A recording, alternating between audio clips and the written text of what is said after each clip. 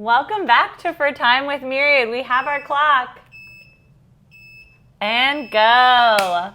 Again, we're here. We're back with For Time with Myriad. I am one of your hosts, Anna, and I have with me Robin today.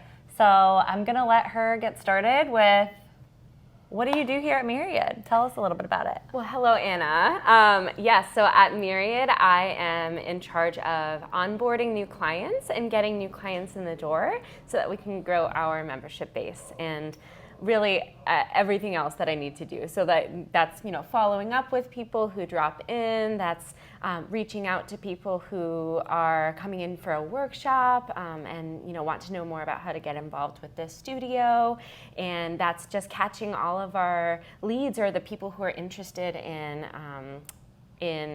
what we do and seeing if our fitness would match what their goals are. Yes, you know everything about everything, really.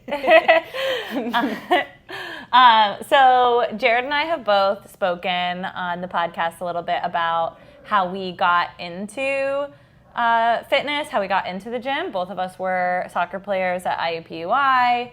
I want you to tell us a little bit about how you got into fitness and what that journey looked like for you. Yeah. So when I was a child, I did gymnastics, and that was like the thing that I loved to do.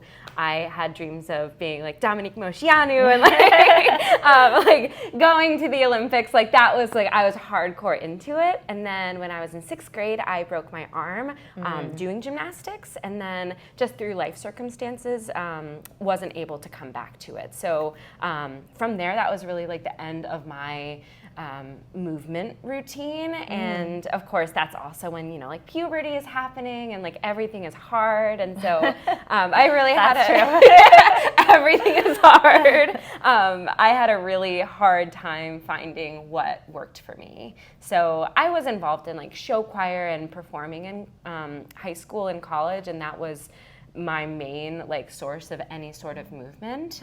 Show choir definitely is a sport. Oh yeah. Singing and dancing at once.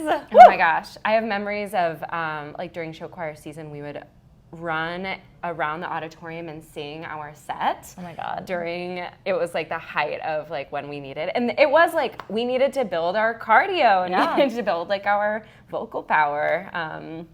But like that sounds so intense. It was very intense.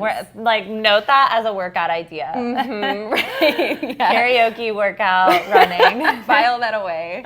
But yeah, I always wanted to find something that basically I wanted to find anything akin to gymnastics, like something that I could do and feel powerful in my body. So fast forward, I discovered yoga, which at the time was just like kind of a way to connect to like how my flexibility and move my body in a joyful way. And I discovered yoga with Adrienne on YouTube, and that's how I like got started with my yoga practice.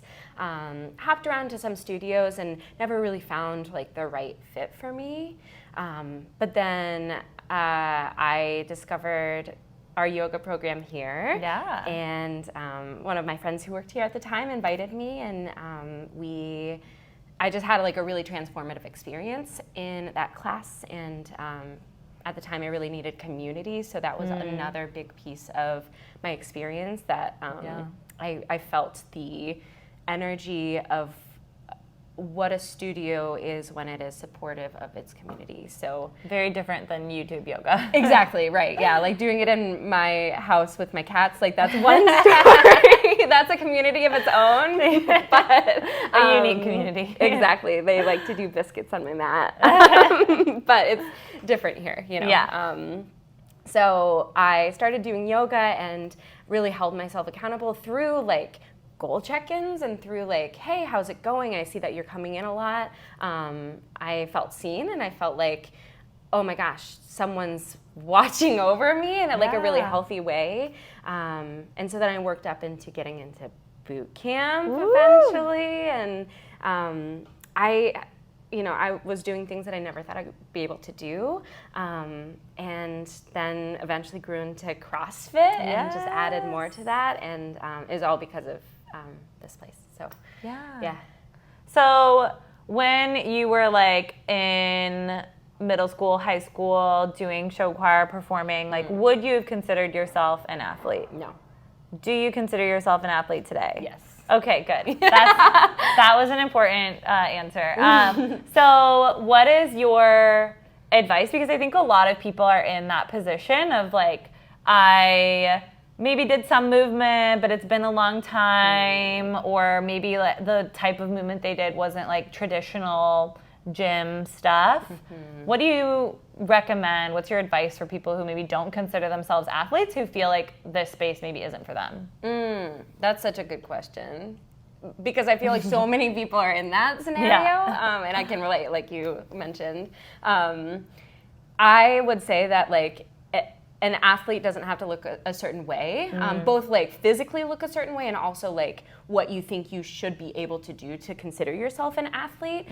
That just, there's a huge spectrum, and everyone here who is moving their body in a healthy and joyful way and working toward their goals is an athlete to me. Yeah. And you know, we say this all the time to people who are coming on board. It's like everyone here is doing a different version of the workout, whether that's like a different load or different number of reps, or just like capping your own time for a 4-time workout. Like it looks different for everybody, and you get to define what that looks like for you with the help of us. We are not here to count what you do, you know, like you can define what an athlete means to you. Yes. Well, I love that your journey also encompassed all of our programs too. Like, I think that's another important factor in all of this is what I find enjoyable about exercise may not be the same as what you find enjoyable, but at the end of the day, we have so many options at Myriad that you'll probably find something.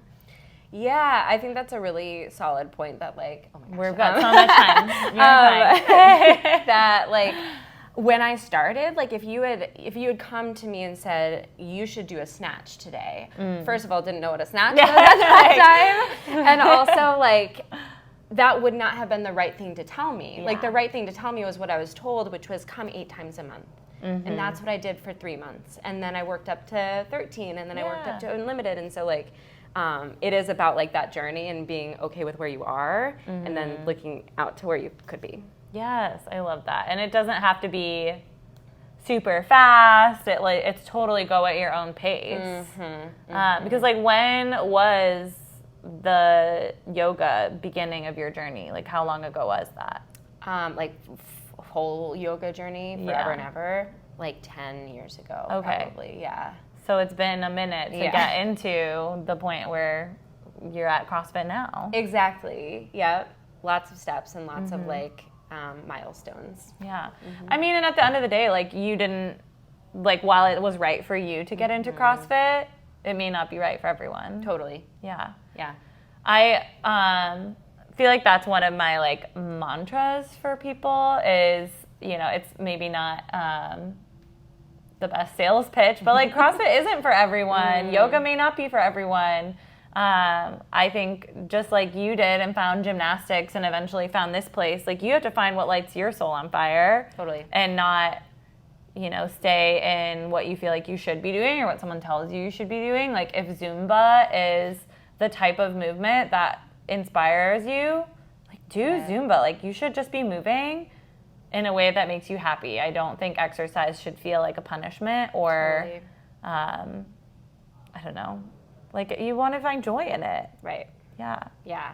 I think creating that joy is the first thing that like, if you come in and if you're new to us or like you're coming back to fitness, which is a whole other thing. Like you know, after whatever you've gone through and you're coming back to fitness for the first time in a long time, like be patient with yourself and just like make your goal finding joy and finding the thing that brings light to it first, because you can't shame yourself into a positive fitness routine. Oh, ain't that the truth? Oh my goodness. Amen. That's a perfect way to phrase it. And I think, what a beautiful way to arrive there for yourself. And I'm so glad that you did. Me too. Beautiful. Well, we have 15 seconds, so beautifully timed on our part as well. Any closing words? Oh my gosh, join me in class. I would love to have you. It's such a joy to meet new people. And yeah, that's it. Beautiful. All right. 3, 2, 1, time!